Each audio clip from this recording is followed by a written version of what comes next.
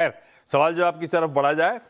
बेंगलुरु जाना है, भिलाई जाना है, जयपुर जाना है। जयपुर शायद अब तक लाइन इस्टेब्लिश नहीं हुई है। और कुन्नूर जाना है, तमिलनाडु। बेंगलुरु से ज्योत्सना कुमारी सिन्हा जी स्क्रीन पे। ज्योत्सना मैम नमस्ते, गुड आफ्टरनून। ज्योत्सना मैम, पहला सवाल आपकी तरफ से कौन सा? सर मैंने जियो फाइनेंस का शेयर ले रखा है, क्वांटिटी है 2000, बाइंग प्राइस है 335। सर होल्ड करना है, कब तक होल्ड करना है? राजेश सर आते हैं और पता नहीं कैसे जियो फाइनेंशियल्स में, कैसे लास्ट मुलाकात हुई थी तब भी जियो फाइनेंशियल्स पे कॉल लिया था। राजेश सर, हम सब रिटेल के साथ परेशानी हो रही है, क्या करें? मैम को भी 100 रुपए का नुकसान हो रहा है। जियो फाइनेंशियल्स में लॉजिकली अब कब तक बैठे हैं? नुकसान भी बढ़ता जा रहा है, परफॉर्म करके नहीं दे रहा है ये स्टॉक। आप लोग का ओम कैपिटल में व्यू क्या है जियो फाइनेंशियल्स को लेकर? ज्योत्सना मैम, क्या करें? सर वही मैम हाँ sir. Good afternoon Ashish ji, और भी जो महिला मित्रगण है सबको नमस्कार। पैनल में जियो फाइनेंस वाकई बहुत दिनों से चला नहीं क्या कि अपने ऊपर के लेवल से जो करेक्ट किया तो फिर उठा नहीं। लेकिन मैंने खास करके लगातार ये कहा है कि ये ऐसी कंपनी है जिसे हमें 2 साल का समय देना पड़ेगा, क्योंकि रिलायंस से डिमर्ज होने के बाद नए उसमें जा रही थी बिजनेसेस में, तो उसे डेवलप करने में कुछ समय लगता है। इस तिमाही के नतीजे में सुधार देखा गया, बहुत शानदार कहा जा सकता है। कंसोलिडेटेड पैड 180% का जंप था। जियो क्रेडिट में 19% के आसपास की एयूएम में बढ़त देखी गई।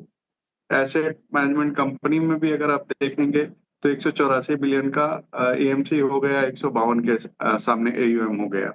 अब सारे जो भी वर्टिकल्स है उसमें, चाहे वो क्रेडिट हो, पेमेंट्स हो, एएमसी हो, सब में अच्छी बढ़त बन रही है।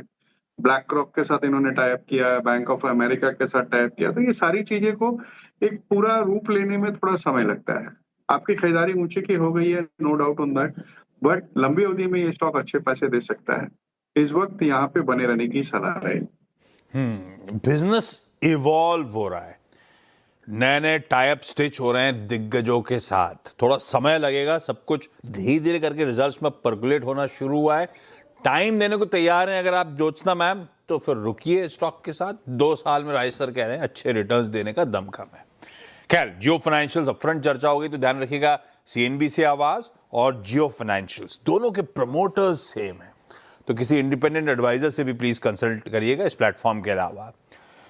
भिलाई से रेखा मैम जुड़ती हुई। रेखा जी हाय, गुड आफ्टरनून। रेखा मैम, सवाल पूछें। Good afternoon sir. सर मेरा क्वेश्चन ये है कि मेरे पास IRFC के 460 शेयर्स हैं, जो मैंने अभी एवरेज कॉस्ट किया है उसको 120, और TCS का एवरेज कॉस्ट मैंने 3200 पे किया है, 35 शेयर। एक करते हैं पहले, IRFC क्यों लिया था? लॉन्ग टर्म के लिए लिया था, फंस गया मामला इसलिए एवरेज करते चले गए? जी सर। अच्छा, एवरेज करने को लॉजिक था कि गिर रहा था तो आपने कहा और ले लेती हूँ? हाँ, ऐसे ही कुछ सोचा था। नहीं, थोड़ा सा ये हो सकता है IRFC कंपनी बहुत अच्छी हो तो सही किया आपने, लेकिन ये लॉजिक गड़बड़ होता है।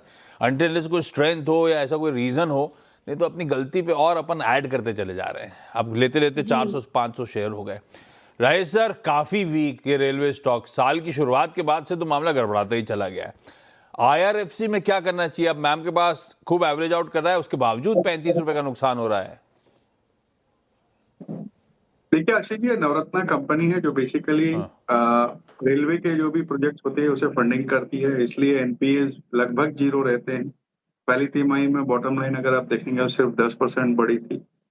एयूएम में हल्की गिरावट आई थी, और जिस तरीके के रेलवे वगैरह के एक्सपेंशन प्लान है उसे देखते हुए ठीक ठाक लग रही है। लेकिन पी अभी 85 के भाव में भी अगर आप वैल्यूएशन देखेंगे तो 15 की पी पे ट्रेड कर रही है।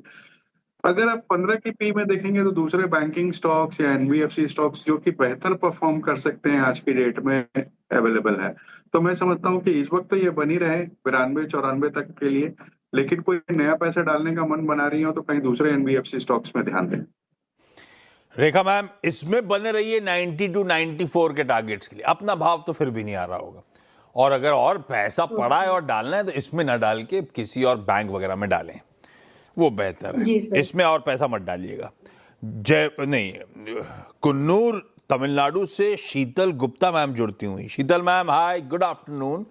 शीतल मैम, पहला हेलो, सवाल गुड कौन सा? Afternoon sir. सर मैंने फरवरी में 5540 ETF शेयर्स लिए थे गोल्ड के फ्रॉम ICICI। अब उस टाइम पे मैंने 135 के रेट पे लिया था, जो कि फिर उसके बाद 10% 12% गिरा। अब कल तक तो वापस ये कैच हुआ, बट अगेन टुडे 2% वापस गोल्ड गिर गया। सो मेरा अब ये है कि what is a long term point of view regarding this. या तो मैं इसमें से निकल जाऊं, निकल के वापस डिप में बाय करूं, या फिर I will wait for some time because gold में ऑलरेडी इंक्रीमेंट हो गया 12% का। तो अब वापस कब आएगा?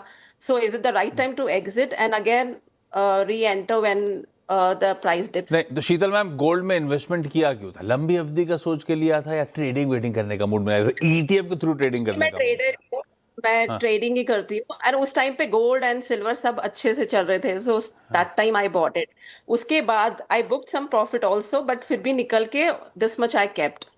तो अब फिर उसके बाद गिर गया and again now it is falling badly today. आज तो 2% गिर गया है। तो आप ट्रेडर हो, आपने स्टॉप लॉस लगाया हुआ है कहीं पे क्या? इसमें नहीं लगाया था, कमोडिटी में मैंने नहीं लगा के रखती मैं। अदरवाइज स्टॉक्स ट्रेडिंग के हिसाब से तो खैर पता नहीं राजेश सर बता पाए नहीं बता पाए, लेकिन राजेश सर वैसे चार्ट्स भी देख देते हैं, फंडामेंटल भी पकड़ लेते हैं। राजेश सर, अपन ने सोने को ट्रेड किया था, अभी मामला कूल ऑफ हो रहा है पिछले कुछ 1-2 दिन से, क्या करना चाहिए सोने में? देखिए, फंडामेंटल्स होता तो मैं थोड़ी ज्यादा एक्सप्लेन कर देता, बट चूंकि इनका सिर्फ ट्रेडिंग का ही नजरिया, तो मैं समझता हूँ इन्हें 132 रुपए का स्टॉप लॉस लगाना चाहिए। 132 रुपए में स्ट्रिक्ट स्टॉप लॉस लगाए, वहां से निकलता है तो निकल जाए। अब मैं ये कहना चाहूंगा कि आपके जो टोटल पोर्टफोलियो साइज है, वो मुझे नहीं पता क्या है, जो भी है उसके मिनिमम 5 से 10% ही सिर्फ आपके गोल्ड में होने चाहिए। अदरवाइज अगर आपका लार्ज चंक है तो कोशिश कीजिएगा कि इसे थोड़ा कम किया जाए और उस पैसे को कहीं इक्विटी में रिलोकेट करिए, क्योंकि एज इट इज अगर आप देखो तो गोल्ड वगैरह में जो बढ़त होती है वो जियोपॉलिटिकल कारण से, इंटरेस्ट रेट के कारण से, डॉलर वगैरह के कारण से, रुपए की कमजोरी, ये सब चीजों से होती है, न कि उनकी कोई खुद की प्रोडक्शन है या कुछ उनका कुछ ग्रोथ होती है। तो वो डिफरेंट एरिया है। हाँ, आप इन्फ्लेशन हेज करने के लिए 8-10% का एक्सपोजर ले सकती हैं, बट अगर उससे ज्यादा का एक्सपोजर है तो आपको कम करना ही चाहिए। ये कुन्नूर तो बहुत बढ़िया हिल स्टेशन है ना तमिलनाडु का। क्या मौसम, टेम्परेचर कैसे है अभी? कैसा होगा? ठंडा है वहां पे क्या? ठंडा तो नहीं होता होगा? Very pleasant. नहीं ठंडा है, हमारे घरों में फैंस नहीं है। हाँ, इट्स वेरी प्लेजेंट। पूरा साल मतलब आप लोग फैन लगा के नहीं रखते घर पे? होता ही नहीं फैंस? नहीं, इट्स वेरी प्लेजेंट। ये सही है। यहाँ तो खैर यहाँ की तो कहानी छोड़ देते हैं। राय सर, आप गए होगा कुन्नूर? नहीं गया, वैसे मैं दार्जिलिंग वगैरह में भी गया हुआ, वहाँ भी फैंस नहीं होते, और बैंगलोर में एसी नहीं होता, मैंने तो ये सुना है। मैं क्या उतना एक्सपीरियंस नहीं किया है, बट बैंगलोर में कुछ लोगों से बात होती है तो उन लोग एसी नहीं लगा रखे। पहले तो हिल स्टेशन में फैन नहीं होते थे, अब तो धीरे धीरे करके हर जगह फैन आ गए। पर शीतल मैम कह रही हैं आज भी कुन्नूर में फैन की जरूरत नहीं पड़ती, तो काबिल तारीफ है। अदरवाइज मैंने भी देखा था पहले हिल स्टेशन में फैन नहीं होते थे, लेकिन अब तो लार्जली सब जगह फैंस लगने शुरू हो गए। हर जगह टेम्परेचर चेंज का बड़ा असर पड़ रहा है। ज्योत्सना मैम, अगला सवाल कौन सा? सर मैं म्यूचुअल फंड कर रही हूँ 45,000 का। तो 15,000 का 3 में कर रही हूँ सर। पहला है व्हाइट ओक मिड कैप में 15,000 का, सेकंड है सर बंधन स्मॉल कैप में 15,000, और मोतीलाल ओसवाल फ्लेक्सी कैप में 15,000 का। तो सर मैंने टारगेट रखा 1 CR का, तो सर कब तक मतलब कुछ? यार ये तो आउट ऑफ सिलेबस क्वेश्चन पूछ लिया राजेश सर, तो जल्दी इनके पोर्टफोलियो भी नहीं चेक कर पाएंगे, कौन से स्टॉक्स में एक्सपोजर है, फंड मैनेजर है कौन है दरअसल। ये तो फंस गया मामला। पर अगर राजेश सर 45 हजार का पर तो गणित करना पड़ेगा। 45 हजार का SIP कर रहा हूँ, मान के चलूँ कि 14% बाजार ओवर द लॉन्ग टर्म दे देगा, तो कितना टाइम लगेगा? 1 करोड़ का। ये तो आपने एग्जाम टाइप क्वेश्चन पूछ लिया हम लोगों से। अगला सवाल कौन सा है?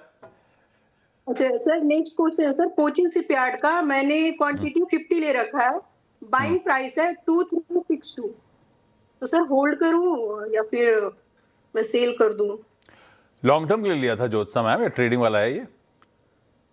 ट्रेडिंग वाला ही था सर, बट वो बीच में मतलब वो डाउन होते चला गया। मैंने जब लिया उसके कुछ दिन बाद ही डाउन नीचे गिरना शुरू हो गया। और निकालने का ऐसे मन hold नहीं कर कर रहा कि रखा है। घाटा कौन काटेगा, है ना? फंसता Yes, गया। sir. 800 रुपए ट्रेडिंग वाला स्टॉक। राजेश सर, क्या करा जाए कोचीन शिपयार्ड में भाई? देखिए, इनकी खरीद ऊपर की है, बट शानदार कंपनी है। भारत की सबसे बड़ी ship builder, premier repair yard, 21,000 crore के ऑर्डर बुक, डिफेंस कॉन्ट्रैक्ट जिसमें 65% के और नॉन डिफेंस बाकी के, 3-4 साल की रेवेन्यू विजिबिलिटी देती है। और जिस तरीके की गवर्नमेंट की आत्मनिर्भर वगैरह की कावियात है और जो पैसे नए शिपिंग की तरफ आने वाले हैं, मुझे लगता है कंपनी अच्छा परफॉर्म करेगी। बैलेंस शीट भी स्ट्रांग है, डेट लगभग नहीं है। यहाँ पर तो नई खरीदारी बनती है कम से कम 1800 के टारगेट के साथ, तो इन्हें बने रहने की सलाह रही। रेखा मैम, अगला सवाल। सर मेरे पास 35 शेयर्स टीसीएस के हैं। अभी मैंने उसको एट एवरेज 3200 पे किया है, तो क्या लगता है मतलब इस पे कुछ कर सकते हैं? क्या करें? आप तो ले रखा है, काटे कि नहीं काटे ऐसा पूछ लूं क्या? काफी नुकसान में हाँ, मतलब- बहुत ज्यादा नुकसान, 1000 रुपए का नुकसान हो रहा है। जी राजेश सर, 35 स्टॉक हो गया एवरेज करते करते, और पकड़ रहे थे भाव तो और गिर गया 9। अभी भी अगर टीसीएस ऑफ लेट चला भी हो तो भी 950 रुपए का नुकसान हो रहा है। क्या करने का है टीसीएस जैसी आईटी कंपनीज में? देखिए, मुझे लगता है बने रहना चाहिए। थोड़ी दिक्कत है, no doubt on that, but दिन सुधर रहे हैं। अगर आप देखो तो नंबर्स बेहतर आ रहे हैं। टीसीएस की बात की जाए तो बेहतर नंबर आए थे, 9% के आसपास बॉटम लाइन में जम थी, अच्छी ऑर्डर बुक आई, बीएफएसआई से अच्छा सपोर्ट आया। दूसरे, पहले ये दिक्कत थी कि लोगों को ये लग रहा था कि ताइवान वगैरह में एआई के स्टॉक्स में बढ़त हो रही है, यहाँ एआई का ऑप्शन नहीं है। अब बड़ी कंपनियों ने सबने अनाउंसमेंट किया है कि एआई वगैरह में भी केपेक्स करेंगे। डिविडेंड अच्छा देती है, बैलेंस शीट स्ट्रांग है, बने रहना चाहिए। बने रहिए, और पैसा नहीं लगाएं, ये लगा दें राजेश सर। नया पैसा लगाना हो तो मैं समझता हूँ थोड़े से मिड कैप आईटी है, वहां ध्यान देना चाहिए, जो कि ज्यादा बेहतर प्रदर्शन कर रही हैं, जैसे कि परसिस्टेंट है या कोफोर्ज है। ट्रू, इसमें नहीं लगाने का है। शीतल मैम, अगला सवाल। आपका बिजली का बिल तो बहुत कम आता होगा। हमारे तो आधा तो बिल नहीं, बिजली का एसी ले जाता है। नहीं, बट हमारे पास ड्रायर्स हैं, फिर डिश वॉशर्स हैं, तो उसके लिए फिर उसमें लग जाता है तो बिजली का बिल। तो वो तो हमारे पास भी तो एड ऑन हो गया ना। हमारा तो एसी और पंखा अलग से चलता है। गीजर में लगता है। हाँ, तो मैं तो गर्मी में भी गीजर इस्तेमाल करता हूँ। अब बताओ, अब आप। यहाँ पे हमेशा ठंड होती है। शीतल मैम, अगला सवाल कौन सा? ओके सर, मुझे आजकल metal ETF, when I see the chart, तो मुझे मेटल ईटीएफ एंड डिफेंस में लग रहा है कि काफी अच्छा, मतलब it is going to break out. तो is it the right time to invest in these two equal amount, कुछ एक लमसम लगाना हो तो मेटल ईटीएफ एंड डिफेंस में? राजेश सर। देखिए, एक एक करके लेते हैं। तो कंपनी इंडिविजुअली मेरे ख्याल से कुछ कंपनियां हैं जो बहुत अच्छा परफॉर्म कर रही हैं दोनों ही सेक्टर में। मेटल में ऐसा है कि ये पूरा सिक्लिकल है और बहुत ज्यादा चाइना पे डिपेंडेंट रहता है, चाइना से खबरें आती है, उस पर डिपेंडेंट रहता है। तो वहां थोड़ा अवॉइड करके इंडिविजुअल कंपनीज पे अगर आप ध्यान दो, जैसे कि टाटा स्टील है या लॉयड मेटल है या जेएसडब्ल्यू है, ये अच्छा परफॉर्म कर रही है, वहां देख सकते हैं। हिंद कॉपर, हिंद जिंक, ये देख सकते हैं। या आपने जैसे डिफेंस की बात की, तो अगर आप देखोगे तो जो पी रेशियो है वो 58-60 के आसपास चल रहा है। एज ए सेक्टर की बात करूं तो लमसम वहां पे थोड़ा सा अवॉइड करें। 20% अभी डाल दें और उसके बाद थोड़ी थोड़ी गिरावट में स्टैगर्ड भाव में 10-10% का आपका एलोकेशन जो है वो बढ़ाती रहे, तो वो बेहतर स्ट्रेटेजी होगी।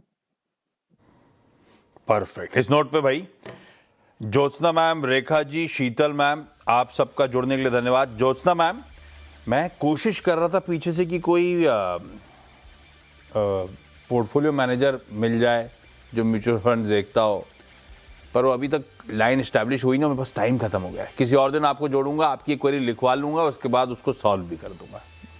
खैर, Jyotsna ma'am, Rekha ji, Sheetal ma'am, thank you आप सबका जुड़ने के लिए। राजेश सर, आपका भी धन्यवाद। समय एक्सीड कर गया हूं मैं। ब्रेक के उस पर एक क्विक मार्केट अपडेट।